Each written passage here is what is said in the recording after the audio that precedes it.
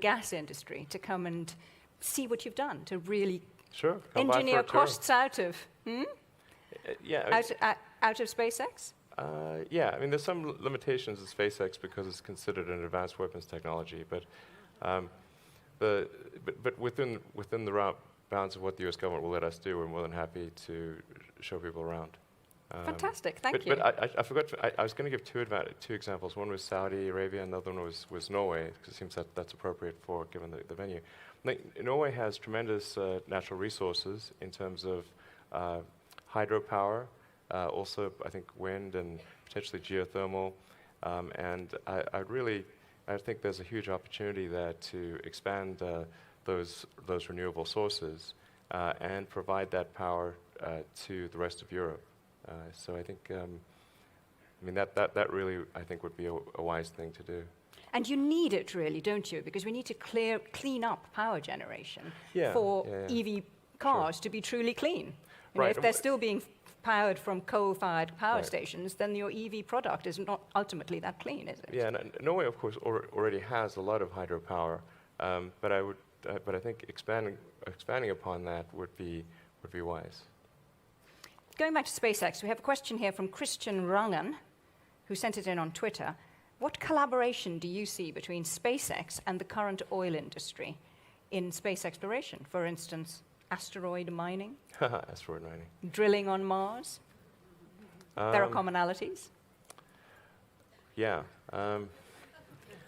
Well, as I alluded to earlier, rockets do burn hydrocarbons, or they can burn just hydrogen as well. But the most likely Mars architecture that I think makes sense is a methane-oxygen system. So methane is the lowest cost source fuel on Earth. And with rockets, you can't really make a rocket electric because it's got to react against something. Once it gets to vacuum, there's no air or land or water to react against. So you have to burn something really. So I think a methane-based system is going to be what makes the most sense. Once you get to Mars, I think there will be some drilling activity, particularly to find out if we can get to underground lakes, like to find liquid water, but water that's sort of heated by the Mars central core. That would make it a lot easier to develop propellant on Mars. Mm-hmm.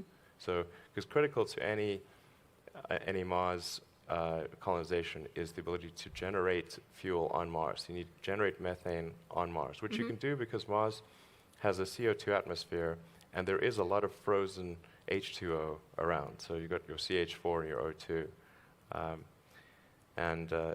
But having that propellant plant on Mars be efficient is critical to a Mars colony. So perhaps collaborations ahead. I've got one last question which I'm going to sneak in briefly, and that is, what changes would you make if you were the CEO of an oil and gas major? I would invest heavily in renewables. Now, that may sound like an obvious thing to do, and there are some companies that are doing it. Total made a huge investment in sun power, and I think that investment will pay good dividends in the future. But I think it's important to look at renewables and take it really seriously. Don't just put like the C or D team on it. Put the A team on it. Are you listening? The A team? Yeah. I want to ask you a personal question. Actually, it's from my son. He's 14, and his question to you is, what should he study in university to become a car engineer of the future? Should he do physics like you? I think physics. Or should he do engineering? I think physics and engineering are. Physics provides a good framework for thinking. It has the best framework for thinking, I believe, particularly for discovering things that are counterintuitive. But then I think also studying a bit of engineering and also, I wouldn't completely neglect the humanities as well. I think history is important. I think history is something everybody should study. There's lessons to be learned there. And if you were to go for one, I think there's only one boy.